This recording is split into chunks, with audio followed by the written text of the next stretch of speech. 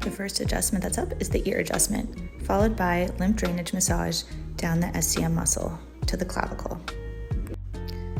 Up next, we have the cervical adjustments, higher on one side and lower on the other side. After the adjustment, I follow up with muscle work and cranial sacral. This helps pump the CSF fluid and drain some of the gunk from allergies.